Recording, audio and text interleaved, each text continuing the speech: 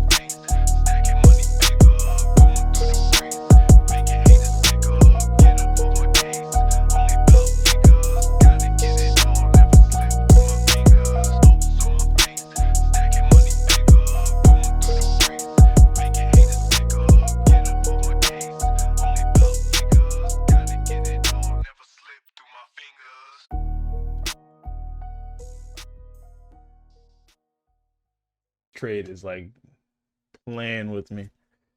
I'm just happy I'm first off. Like, oh, holy banger. And we made it up to that order block. Done for the day. What a good trade. Up around 296 with that break even.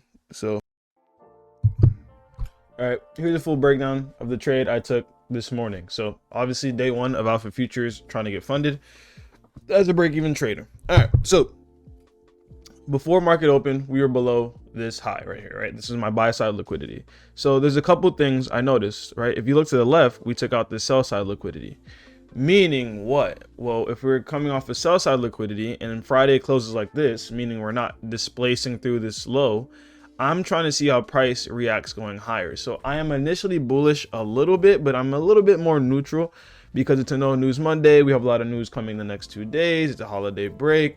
Price also has this pattern of take out a low, work higher, take out a low, work higher, and then continue going lower. So the only thing that really had my attention here is this order block. So if you see this little red line that says 0.5, that right there is the order block consequent encroachment. That was my drawn liquidity to start off the morning. So what I was looking for was a couple things. Obviously, we've been bearish on the higher time frame. So I wanted to see, do we generate anything on the lower time frame to push us to this high? Or do we just take this high? And that's where I kind of start looking for shorts. So now I'm going to go ahead and zoom into the 15-minute chart. So actually, no, we're going to go ahead and skip straight to the 5-minute chart because that's where most of my action was at. So before we start talking about price over here to the right, if we look to the left, you won't be able to see it, but this is a whole bunch of selling off, right? On the higher time frame, all this is just a higher time frame fair value gap. If it's a 4 hour, a 1 hour, all you have to know is that there's higher time frame fair value gaps above us. So this was the high that I was looking at on the daily chart. And obviously they're not equal on the 5-minute, but on the 15-minute, they're perfectly equal. So I was paying attention to that. Here's that red line, which is a sell side that we took out. Obviously we had a lot of accumulation, and then we work a lot higher. We leave this new week opening gap right there between Friday and Sunday. We're trading all inside of that. So as long as we're inside this fair value gap and we're above it, I'm bullish. I'm obviously building a little bit more to the bullish side to start the morning, but I do initially take short, and I'll get into that. So we end up trading, market opens, we ended up taking out this buy side. So now we took out this buy side. We just came short of that order block on the higher time frame, and we started working lower. So the way I enter trades is very similar to PB trading. Well, pretty much identical to PB trading.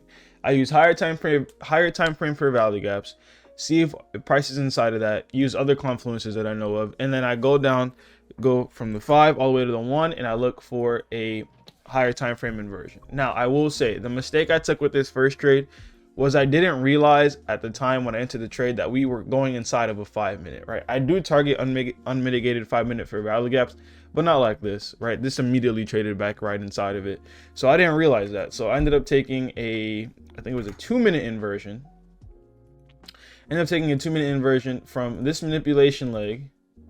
This is the most frequent fair value gap from that manipulation leg. So I ended up taking it, and I took something a little like this, short position, and I was risking that high, and I was targeting back down to this low, right? Now, as you can see, there's an SMT. ES banged. That setup on ES banged. So I ended up taking that setup on on NQ, and I didn't necessarily like how price was going. You can see right after we inverse, we started just wicking, and then we took out this low here, and I ended up going break even because at that time, ES, I believe, took it out before NQ. So I was already break even, then NQ caught up, and then we came out, stopped me break even, which I was completely fine with because I didn't like the shorts too much anyways. But I went away, I got off the computer for like 5 minutes, and when I came back, ES completely just swept all these lows out, right? So a good trade, I guess something my friend says is good trade, wrong indice. So that's kind of how I felt about that trade. But I wasn't the happiest. I give that trade like a B-, right? I want an A+, A- type setup. So then I saw something brewing up really nicely. Well, we ended up having this 5-minute SMT inside of this 5-minute fair value gap. Again, we're still above that new week opening gap.